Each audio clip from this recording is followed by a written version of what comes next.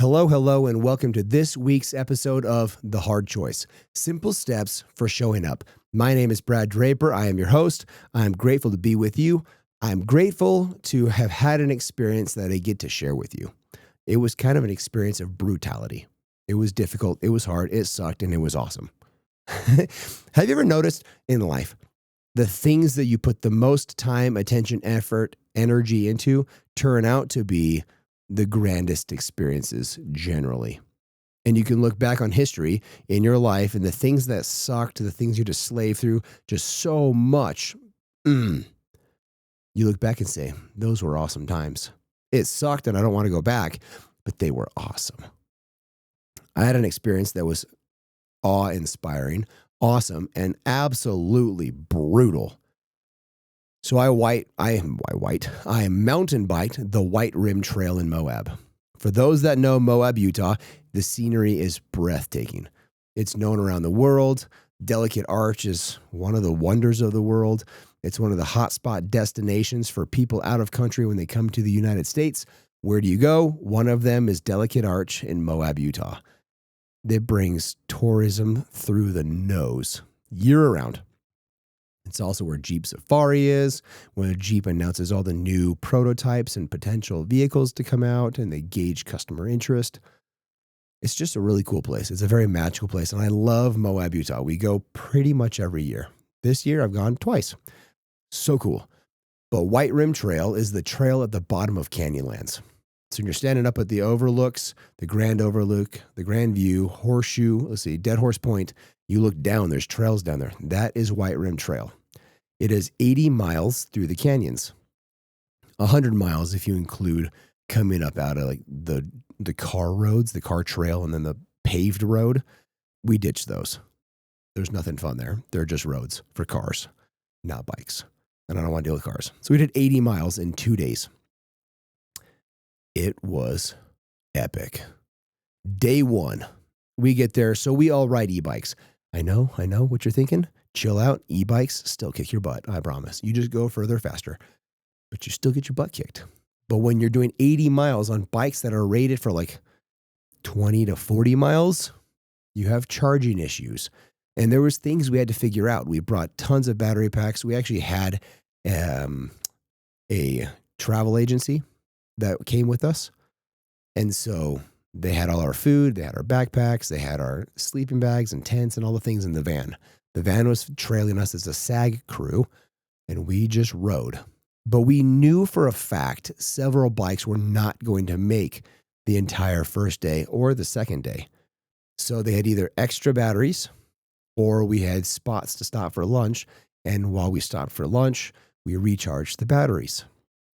So as we're going, we got our butt kicked. We had a windstorm the entire first day, and we cleared like 50 miles that day. Windstorm galore, up to 50 miles an hour, and it was just absolutely brutal. Headwinds, side winds, it was gnarly, and it was just slaving away through the wind. It was gorgeous and breathtaking, but man, was it hard. And there was a few people that just turned their bikes on full power, because on e-bikes you can do that. But when you turn your bikes to full power, logic says you're going to kill your battery faster. If you're pushing hard on the pedals and using a lot of torque on the pedals, you're going to burn through your battery faster. If you're going super fast, just slow pedal because you're just using so much battery or motor assistance, so you're consuming batteries, you're going to kill your battery faster. That's all logical. At least I think it is. And there was a few guys that were just hammering down. They were having fun. They were excited. They had the bike cranked because the wind was just brutal. And so they had their bike cranked to level 3, level 4, out of 4, by the way. So they didn't have to work as hard because, hey, I got an e-bike. And I looked to them. I said, dudes, you need to be in level 1. You need to be in an easier gear. Don't be in such a high gear. Don't go so fast. Spin your legs faster. Have a higher cadence. High cadence is friend. Fun fact. I actually learned this from a friend that was a professional racer years ago. Said high cadence is your friend. The higher the cadence, the easier it is on your muscles. Yeah, your legs spin faster, but it's less energy per pedal stroke. So it's easier on the body. But if it's easier on the body, it's also easier on your motor and your battery. So I said, guys, high cadence is your friend. Don't go so fast. Don't average 20 miles an hour. Average like 12 or 10 or 13 miles an hour. Don't go so fast. Conserve your battery. And then I had another friend that he has what's called a super light. His battery distance is like 20 miles. We knew this going in. And so he drafted off of me the entire 50 miles. And in fact, most of the 80, he probably drafted 60 plus miles of that 80 off of me because we knew he wasn't going to make it on his own. So he drafted behind me. And in fact, we got within 5 miles of lunch and his bike fully died. But somebody had a tow rope. They kept saying, oh, want me to throw the tow rope on and pull you? I thought they were joking. And everybody kept laughing. Yeah, totally pull him. Yeah. And then all of a sudden he pulls out an actual tow rope. It's like, oh, dang, you're serious. And this thing was cool. I need to buy one because it was super cool and it saved for the day. But we hooked my friend's bike up to mine because I have a much more powerful bike and a bigger battery. So bigger motor, bigger battery. And I was in first gear, high cadence, doing like 10 to 12 miles an hour. Other people are doing 20 plus miles an hour. I was going slow. I was conserving battery. And I pulled him literally with a tow rope for 5 miles. And he was able to charge up and change out his batteries, and it was great. But there was about 4 people. These 4 people I told several times, guys, don't go so fast. Don't work so hard on the motor. I know it's fun. Chill out. All 4 of them, their bikes died. They did not make the distance to lunch. And they had to ride 5 plus miles with the 50-mile-an-hour headwind through deep sand in bikes that weigh 45 to 55 pounds. Because e-bikes weigh more than regular analog bikes. They suffered. They slaved. They were brutalized. I made it to the lunch spot. I needed to charge, yes. We weren't planning on me physically towing somebody. I would have probably made it the full 50 had I not towed him. But we made it to lunch, and I charged up enough, and I made it to the destination for dinner. I made it the full distance. My battery never died. Not once. Didn't even get within like 30% of dying. Even with pulling somebody. But these guys, they died before lunch.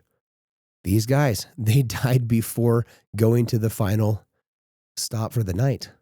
They ended up going like 10 miles, full analog, suffering, slaving, dying, and making it to not have as much fun on the experience. All because they didn't listen to somebody that actually knew more than them. They thought they knew more. They thought they knew what was best. Oh, what does he know? What is he talking about? Well, I've been there. I've done that. I've been with a friend, and he killed the bike, and I rode the bike for him because he was not physically fit enough to ride the analog bike or the e-bike in analog because they weigh so much. I have had to slave that way before, and I know what's best to not get there. And then the next day, these same 3 or 4 guys, glut for punishment, I guess, because they hammered down. I said, guys, you need to pull back. Did you not learn yesterday twice? You're going to go for round 3? Guess what? One of them did not make it. And he had to hike his bike up a massive, like 2,000 foot elevation climb. The very last to the parking lot was like 2,000 feet of elevator, 3,000, 2 or 3,000 feet of elevation climb, switchbacked up the face of a sheer rock wall. And when I passed him, because he rocketed past me, but when I passed him and he's pushing his bike, wouldn't you know, you didn't learn. How often in life are we learning from those people? I got to look at my notes. I've got notes on all these things as I write them down.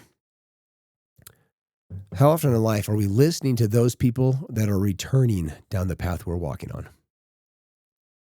Take the advice from people that have done what you're trying to do. They know what's best. They've hit the potholes. They've hit the pitfalls. They've hit all the bumps and obstacles along the way. You should probably learn from them.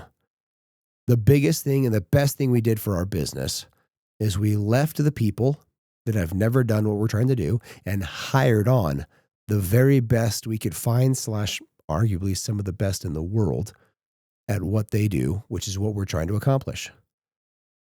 Some people we ask that are coming down the path that we're going down, and sometimes we just straight up hired the people that are coming back, and we just bring them and take them into the path with us. You need to learn faster. You need to learn smarter.